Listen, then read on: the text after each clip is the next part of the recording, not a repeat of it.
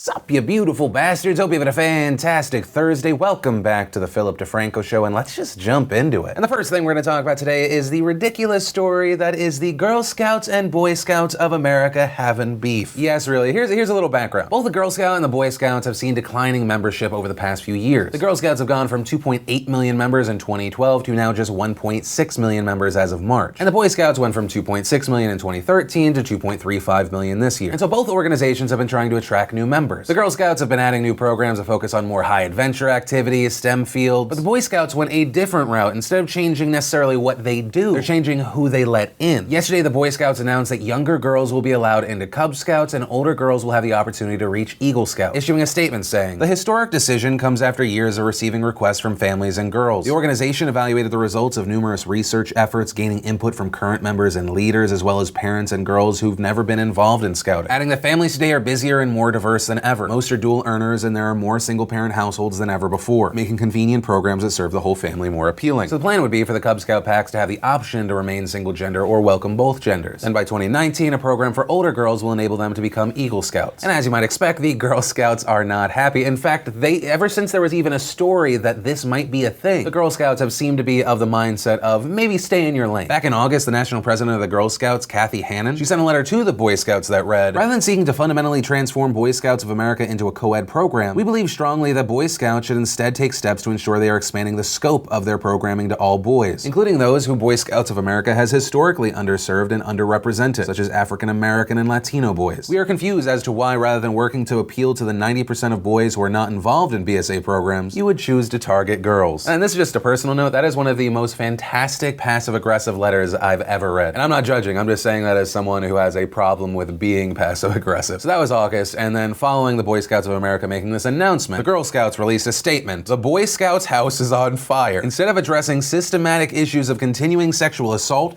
financial mismanagement, and deficient programming, Boy Scout of America senior management wants to add an accelerant to the house fire by recruiting girls." Oh shit, the Girl Scouts just took an eraser to the passive part. And also, as you might expect, there have been a lot of vocal reactions to this move. I saw moms like Asha Rangappa tweeting, "I'm a Girl Scouts troop leader for my daughter's Brownie troop and the mother of a Boy Scout, and I love this. Girl Scouts is a great organization with great goals for training girls for leadership, but it makes everything so damn hard. Literally hours and days of training and forms to do anything, like take the girls on a field trip. Worse than working for government. My son's dad is a Boy Scouts leader and Eagle Scout, and they do so much. Go camping 2-3 times a year just for a weekend. Also, so many more hands-on activities, competitions, being outdoors. And as far as I know, he doesn't have to spend 2 days in training and fill out 50 forms to do it either. Also, fundraisers give more money directly to troops, whereas Girl Scout cookies give the troop just a fraction of every $5 box. Let's just put it this way, I'm sorry to say that I'm going to switch my daughter. I think it'll be a better experience for her and me." Also, you had people chiming in that the Girl Scouts need to not complain and they need to make their program just better. There were takes like this one from Charlie Kirk, who wrote, "I'm an Eagle Scout, only boys should be in Boy Scouts, only girls should be in Girl Scouts, don't change things that work." Kristen Fenimore writing, "You all ought to be ashamed using kids to push your leftist agenda. Boy Scouts and Girl Scouts are named so for a reason. Get over yourselves." I've also seen people calling for the two organizations to merge and just call it Scouts. And ultimately where I land on this is I don't care. As long as the Girl Scout cookies keep putting out their Samoas, awesome. As far as the Boy Scouts, it seems like a more interesting, fun experience, although controversies around Boy Scouts has left me not enthused to throw my kid into the mix. But also I want to pass the question off to you around gender-specific programs. Do you think there's a benefit, or is it a lesser experience, or it's neutral in regards to the experience you get? If it's just boys or just girls, I'd love to know your thoughts on that. Then in quickie inside of our own industry news, let's talk about a YouTuber who's being sued. This was announced on the 10th, but fine, we'll talk about it. According to some outlets, Jake Paul is being sued for a prank video that he did. The prank in question involved Jake Paul putting an incredibly loud horn in his car, then driving up to people and then honking the horn.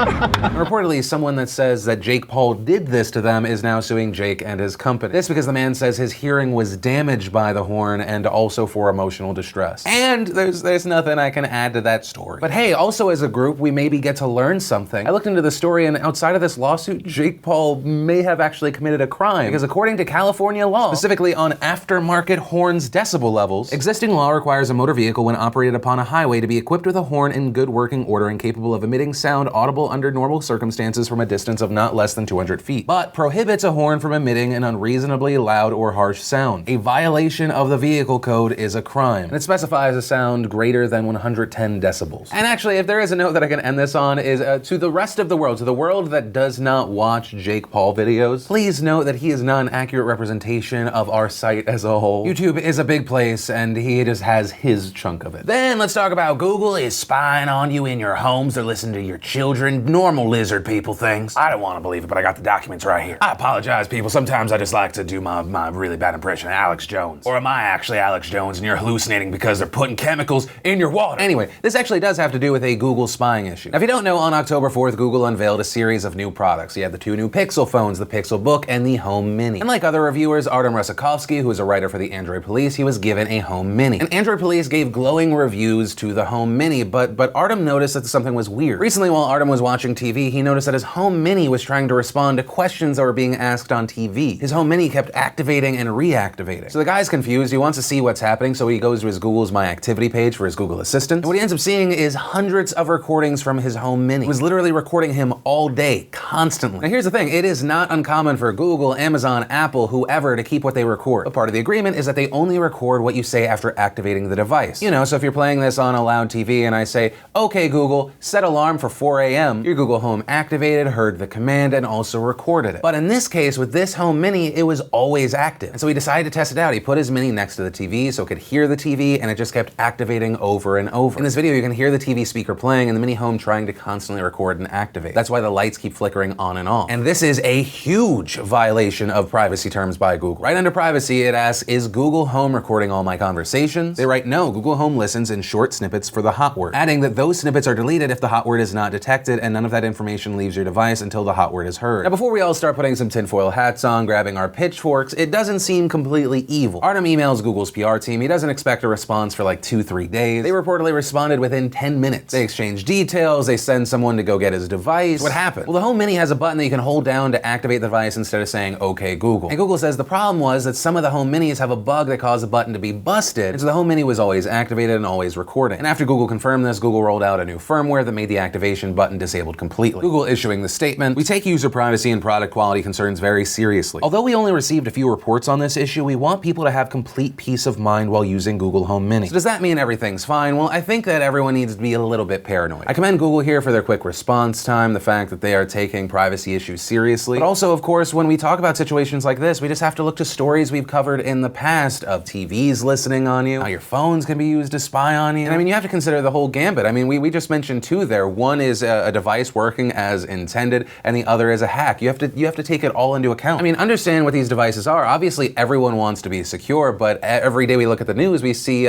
things being hacked, things being accessed. And ultimately, when you boil down what a lot of these devices are, you are putting a device that listens to you into your home. A bunch of you are watching me with a device that has a camera and a sound recording device. And the way I always personally think about it is we are trading security for convenience. And ultimately where I land on this is in a world that is not secure, that's what makes me happy to see Google moving so fast on this. And in this avenue, in this situation, they made privacy seem like a priority. Then we have more Harvey Weinstein updates. One of the most recent women to share her experience was Cara Delevingne. She talks about meeting him with a director in a hotel lobby. And at the end of the meeting, the director goes away. Harvey Weinstein asks her to stay. She says immediately when they're alone, he starts bragging about all these women in Hollywood he slept with and how he made their careers. He then allegedly invites her to his room. She says she quickly declined. She then writes, I asked his assistant if my car was outside. She said it wasn't and wouldn't be for a bit and I should go to his room. At that moment, I felt very powerless and scared, but didn't want to act that way, hoping that I was wrong about the situation. When I arrived, I was relieved to find another woman in his room and I thought immediately I was safe. He asked us to kiss and she began some sort of advances upon his direction. I swiftly got up and asked him if he knew that I could sing. I began to sing. I thought it would make the situation better, more professional, like an audition. I was so nervous. After singing, I said again that I have to leave. He walked me to the door and stood in front of it and tried to kiss me on the lips. I stopped him and managed to get out of the room. And as far as why she never went public with this story, she says, I still got the part for the film and always thought he gave it to me because of what happened. Since then, I felt awful that I did the movie. I felt like I didn't deserve the part. I was so hesitant about speaking out. I didn't want to hurt his family. I felt guilty as if I did something wrong. I was also terrified that this sort of thing had happened to so many women I know, but no one had said anything because of fear. Then adding in a second post, I am relieved to be able to share this. I actually feel better and I'm proud of the women who are brave enough to speak. This isn't easy, but there are strength in our numbers. As I said, this is only the beginning. In every industry, especially in Hollywood, men abuse their power using fear and get away with it. This must stop. The more we talk about it, the less power we give them. I urge you all to talk to the people who defend these men. You are part of the problem. Then, this is an update. Remember how I said Delavian was the latest accuser? As of today, no longer the case. Kate Beckinsale has now come out. And to make it even more concerning, her story involves her being 17. She said, when I arrived, reception told me to go to his room. He opened the door in his bathrobe. I was incredibly naive and young, and it did not cross my mind that this older, unattractive man would expect me to have any sexual interest in him. After declining alcohol and announcing that I had school in the morning, I left uneasy but unscathed. Then going on to say his actions continued for years. Writing, I said no to him professionally many times over the years, some of which ended up with him screaming at me, calling me a cunt and making threats, some of which made him laughingly tell people, oh, Kate lives to say no to me. It speaks to the status quo in this business that I was aware that standing up for myself and saying no to things, while it did not allow me to feel uncompromised in myself, undoubtedly harmed my career and was never something I felt supported by anyone other than my family. She then references a situation where there was a guy warning another actress about Harvey, once again showing that this seems to be an open secret. And she ended her statement saying, let's stop allowing our young women to be sexual cannon fodder. And let's remember that Harvey is an emblem of a system that is sick and that we have work to do. Then I want to give an update on the Ben Affleck portion of the story I covered yesterday. Yesterday we showcased two of the videos going around. One that Ben Affleck actually apologized for. That apology for when he groped the breast of a host on TRL. And the second video was of an interview for the movie Jersey Girl. The woman in that video is Anne-Marie Losick. And she's come out since that video has been making the rounds again and said Ben Affleck did nothing wrong there, saying this was for the camera. You have to understand that we have done dozens and dozens of interviews like that. It was for a show I was producing, so I was not at all a victim. When the cameras rolled, we would start to do that game. As soon as it stopped rolling, there was none of that. He never touched me in any improper way. He was very respectful, I must say. So since we talked about people sharing that video, I thought it was important you knew the full context and the update around it. And also to repeat something I said yesterday, the Ben Affleck story, it's two-pronged. One are his actions and the things he's now apologized for, and the other part was him saying he had no idea that Harvey Weinstein was doing this, and Rose McGowan saying, yes, you did. There's been a lot of talk about the Harvey Weinstein story. Is it an open secret? My personal note there is the more and more we see of all like the videos coming out of people talking about it, referencing, joking about it, it really does seem that a lot of people knew that it wasn't just that Harvey Weinstein was a player, that he was abusing his power. And I think when you have an industry that makes a lot of people a lot of money, you find people being willfully ignorant about things that could take away from their paydays. But also to continue on these updates, there was an update around Rose McGowan. McGowan, of course, an actress, someone who accused Harvey Weinstein, reached a settlement with him reportedly. She's been tweeting about this Harvey Weinstein situation for the past few days. Also yesterday she went after Ben Affleck, saying that he was lying about never knowing, mentioning Ben Affleck's brother Casey Affleck, who of course reached settlements in regards to similar situations. Well, the update is that Rose McGowan got suspended on Twitter. We learned about this because Rose went to her Instagram with a screenshot. There you see she's been suspended for 12 hours and she writes the caption, Twitter has suspended me. There are powerful forces at work. Be my voice. Hashtag why women don't report. And in response to this, many people came to Rose's defense. Jessica Chastain tweeting, hey Twitter, let us know which of these rules Rose McGowan broke, asking for multiple victims of sexual violence. Jamie Lee Curtis writing, and now this? You allow Twitter freedom to our president, but you silence a woman speaking out about sexual harassment? Anthony Bourdain, Twitter, unblock Rose McGowan. Paul Feig, wow, Twitter, seriously? This is the account you suspend, but not Trump, who threatened to wipe out another country? Suspend me too, please. And the tweets go on and on and on. And it was pretty interesting because this was something that I saw a lot of liberals and also a lot of conservatives agreeing on, getting angry at Twitter for how they moderate their service. And for a while, not a lot was known about why Rose was actually suspended. That was until Twitter released a statement this morning saying, we have been in touch with Miss McGowan's team. We want to explain that her account was temporarily locked because one of her tweets included a private phone number which violates our terms of service. The tweet was removed and her account has been unlocked. We will be clearer about these policies and decisions in the future. Twitter is proud to empower and support the voices on our platform, especially those that speak truth to power. We stand with brave women and men who use Twitter to share their stories and will work hard every day to improve our processes to protect those voices. And while Twitter didn't provide a screenshot or any specificity towards which tweet, multiple outlets have now been reporting that it was a specific tweet that's now been deleted from October 11th with the caption anonymously sent to me. They all knew it starts here. And the image was portion of an email that offered to set up a meeting with Bob. This presumably Bob Weinstein at a hotel in the early evening. And that now deleted image included the full email signature of the person, which included their phone number. But still after this, Jack Dorsey, Twitter's CEO, he tweeted the statement, we need to be a lot more transparent in our actions in order to build trust. But still, for a lot of people, that's not enough. Many still feeling like this was Twitter silencing a woman who was trying to speak out. Hashtag women boycott Twitter has been trending, many calling for a boycott on Friday. And it'll be very interesting to see how many people jump on board, how this affects Twitter. Also, we had an update around the Terry Crews situation. Terry Crews, of course, shared his story of being sexually assaulted by a Hollywood honcho. James Van Der Beek joined him as another man sharing his story, saying what Weinstein is being accused of is criminal. What he's admitted to is unacceptable in any industry. I applaud everybody speaking out. I've had my ass grabbed by older, powerful men. I've had them corner me in inappropriate sexual conversations when I was much younger. I understand the unwarranted shame, powerlessness, and inability to blow the whistle. There's a power dynamic that feels impossible to overcome. Now, after he shared this story, people started speculating who it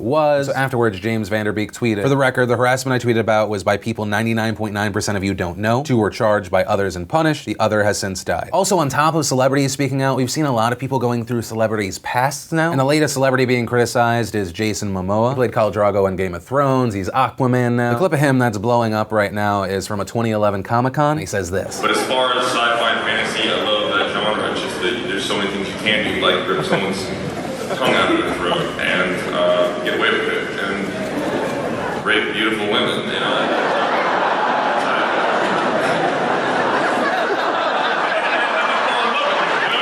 So from this, we've seen a lot of people just outraged, saying this mindset is not appropriate. Even if you're joking, it's not okay. Well, you had others saying, no, it was just an ill choice of words and someone trying to make a reference to how ridiculous things are in fantasy. And the final update we have around this today is reportedly Harvey Weinstein is being investigated in New York and London. In London, the Metropolitan Police said that they are looking into an alleged sexual assault in the London area during the 1980s. And in New York, they're looking into a 2004 incident, the NYPD releasing a statement. Based on information referenced in published news reports, the NYPD is conducting a review to determine if there are any additional complaints relating to the Harvey Weinstein matter. And so that's where we are right now, and if there is a lesson to be learned, it's, hey, you, predators of the world. You think you can get away with sexual harassment, sexual assault in some instances, but guess what? Maybe you can do that for several decades and completely get away with it until eventually you can't. So that's where we are today. There may still be more to come. I mean, we're talking about a situation where the person at the center of it has been in that position for years and years and years. And as we've also seen, it's inspired other victims of other situations to speak out. And the question I want to pass off to you is, with so many people coming out now, do you think that this is the beginning of a real change? Is this the start of something? But as of right now, that's where we are. And of course, whether it be this story, the first one, anything in between, I would love to know your thoughts today. And that's actually where I'm going to end today's show. And remember, if you like this video, you like what I try and do on this channel, hit that like button. If you're new here, hit that subscribe button. That way you make sure you don't miss these daily videos, which actually, if you did miss yesterday's show, you want to catch up, click or tap right there to watch that. Or if you want to see the newest behind the scenes vlog, click or tap right there to watch that. But that said, of course, as always, my name's Philip DeFranco. You've just been filled in. I love yo faces, and I'll see you tomorrow.